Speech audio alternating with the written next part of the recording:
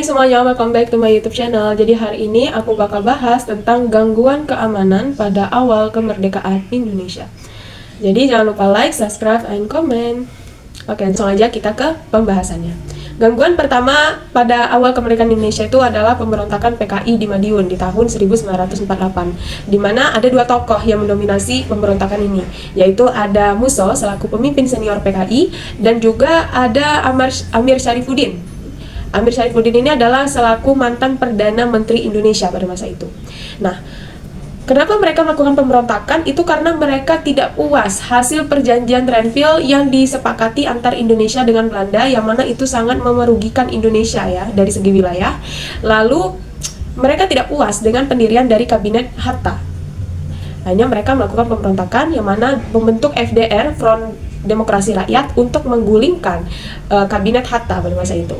Di situ mereka juga mendirikan negara Soviet Republik Indonesia di Madiun di tahun 1948, tepatnya di tanggal 18 September tahun 1948. Di situ ketika pemerintah mendengar pemberontakan tersebut, pemerintah menyelesaikannya dengan cara memberikan pilihan kepada masyarakat Madiun, ingin ikut Amir Musso atau ikut dengan pemerintah Indonesia.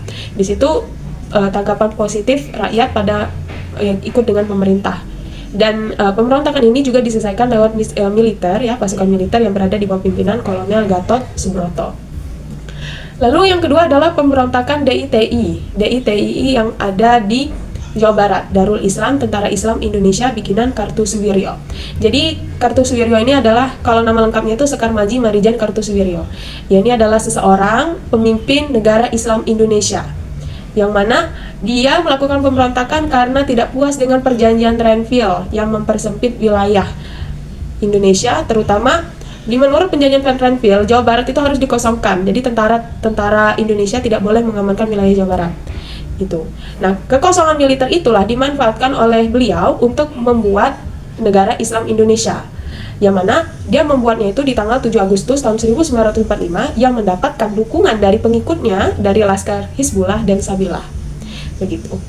Nah, ketika pemerintah mendengar pemberontakan tersebut, pemerintah sebenarnya sudah melakukan jalur diplomasi, yaitu mengirim Muhammad Natsir untuk berunding lah dengan Kartosuwiryo, cuman tidak bisa. Akhirnya ditempuh lewat operasi Baratayuda, lalu gagal.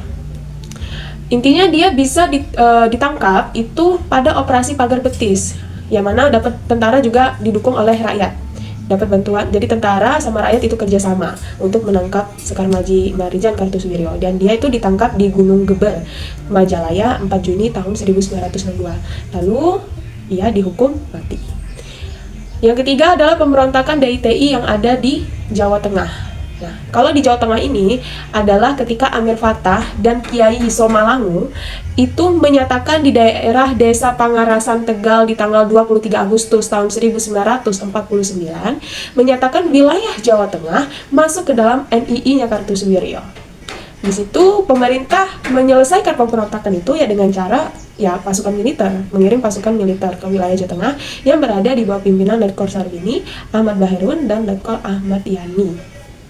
Dalam operasi, jadi pasukan itu namanya Banteng Riders, kalau operasinya gerakan Banteng Negara gitu. Lalu yang keempat itu adalah pemberontakan DITI yang ada di Aceh. Jadi di Aceh itu adalah rakyat Aceh itu kecewa sama pemerintah Indonesia. Kenapa Aceh dimasukkan ke dalam wilayah Sumatera Utara gitu.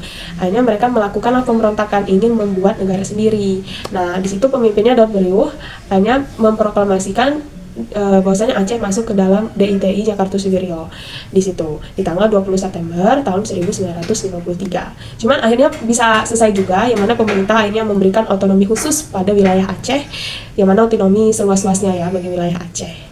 Dan atas saran dari Kolonel Jassin di tanggal 17 sampai 21 Desember tahun 1962 diadakanlah masyarakat kerukunan rakyat Aceh.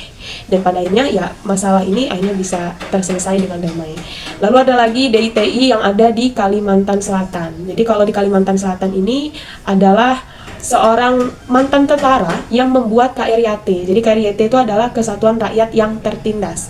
Nah, mantan tentara itu namanya Ibnu Hajar, bisa juga disebut Angli, ya, yang mana atau bisa juga disebut Haderi bin Umar. Jadi dia ini bikinlah KRYT itu di Kalimantan Selatan.